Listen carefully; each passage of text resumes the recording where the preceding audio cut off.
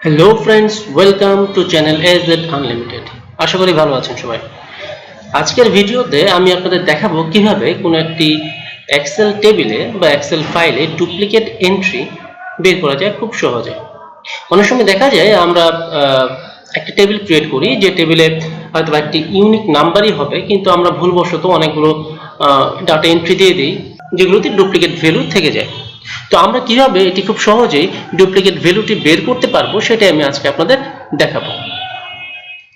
তো সেটি দেখানোর জন্য আমি একটি ডাটা টেবিল তৈরি করে রেখেছি, যেখানে আমি ইচ্ছে করে কিছু ডুপ্লিকেট ভ্যালু দিয়েছি।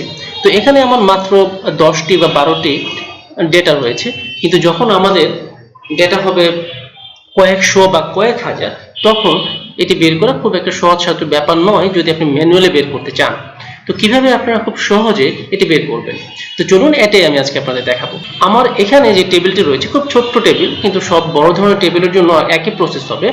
তো এই টেবিলে কতগুলো ডুপ্লিকেট ভ্যালু আছে বা কোথায় কোথায় ডুপ্লিকেট ভ্যালু আছে সেটা বের করার জন্য আমরা যেটি করব, প্রথমত ওই কলামটি যদি আমার অনেক বড় কলাম হয়ে থাকে বা যদি ছোট টেবিল হয়ে থাকে, তাহলে ওই টেবিলটি আমি সিলেক্ট করে নেব, ওই কলামটি।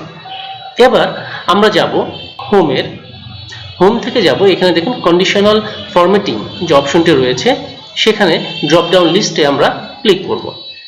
এখান থেকে আমরা যাব হাইলাইটস দ্য সেল রুলস। এখান থেকে যাওয়ার পরে কিছু অপশন বের হবে। এখানে নিচের দিকে দেখুন যে ডুপ্লিকেট ভ্যালুস বলে একটি অপশন রয়েছে, আমরা এই ডুপ্লিকেট ভ্যালু ক্লিক করব।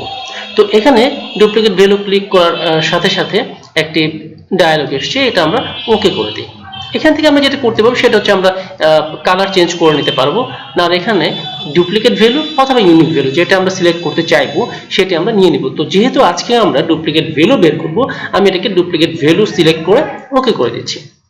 এখন দেখুন একটি জিনিস, যে যেগুলো ডুপ্লিকেট ভ্যালু রয়েছে সেগুলোই আমার হাইলাইট হয়েছে। যেমন ধরুন এখানে 1 2 3 4, এখানে 1 2 3 4 আছে, এখানে 4 5 6 7 4 5 6 7 দুইবার আছে, 9 2 6 5 9 2 6 5 দুবার আছে, 1 2 3 4 এখানে রয়েছে একবার, এখানে রয়েছে একবার, এবং 4 5 6 7 4 5 6 7 এখানে রয়েছে দুবার। অর্থাৎ যে সমস্ত ডেটা বা ভ্যালু বা এন্ট্রি ডাবল হয়েছে, সেগুলো ডাবল বা তার বেশি হয়েছে, সেগুলো আমাদের হাইলাইট হয়ে যাবে।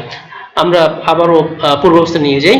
ওকে, এখন আমরা ইচ্ছে করলে এটি কালার চেঞ্জ করতে পারবো। কিভাবে কালার চেঞ্জ করতে পারবো, আমরা সেই কলামটি বা টেবিলটি সিলেক্ট করে নিচ্ছি, তারপরে হোম থেকে যাব, হোম থেকে কন্ডিশনাল ফরম্যাটিং এ যাব, এখান থেকে হাইলাইট সেল রুলসে যাব, এখান থেকে যাব ডুপ্লিকেট ভ্যালুতে। ওকে, আমরা যদি কালার চেঞ্জ করতে চাই তাহলে এখান থেকে আমরা যে কোনো কালার চেঞ্জ করে নিতে পারবো। যেমন আমরা ইয়েলো যদি দেই, তাহলে ইয়েলো করি, তাহলে এটি ইয়েলো হয়ে যাচ্ছে। ওকে, তো আমরা এভাবে খুব সহজেই ডুপ্লিকেট ভ্যালু বের করতে পারবো, যে কোনো টেবিল, যে কোনো কলাম বা যে কোনো রোর। ওকে, এখন আমরা একটু জিনিস খেয়াল করুন যে এখানে 1 2 3 4 রয়েছে, এখানে 1 2 3 4 রয়েছে। ওকে, এখানে 1 2 3 4 রয়েছে। আমরা সাপোজ এটাকে আমরা ডিলিট করে দিচ্ছি। ওকে, ডিলিট করে দিচ্ছি। তারপর এখানে 1 2 3 4 রয়েছে, এখানে 1 2 3 4 রয়েছে। কিন্তু এবার খুব ভালো করে খেয়াল করুন যে আমি যখনই এই 1 2 3 4 এই সেলটি ডিলিট করে দিব, তখন এটি অটোমেটিক এই হাইলাইট অবস্থা থেকে পূর্ব অবস্থায় অর্থাৎ নন হাইলাইটেড অবস্থায় চলে আসবে। একটু খেয়াল করুন, আমি এটা ডিলিট করে দিচ্ছি এবং ওকে, এই যে 1 2 3 4 এটা কিন্তু আনহাইলাইটেড অবস্থায় রয়ে গেছে। আবার আমরা দেখি, আমরা যদি 9865 এবং 9865 দুটো রয়েছে, আমরা এখান থেকে একটা ডিলিট করে দেই। ওকে, আমরা ডিলিট করে দিচ্ছি। সাথে সাথে দেখুন এটিও 9865, এটি আনহাইলাইটেড অবস্থায় রয়ে গেছে বা হয়ে গেছে। এখন 4 5 6 7 4 5 6 7 4 5 6 7 4 5 6 7 চারবার রয়েছে, আমরা আস্তে করে দুটি ডিলিট করে দেই।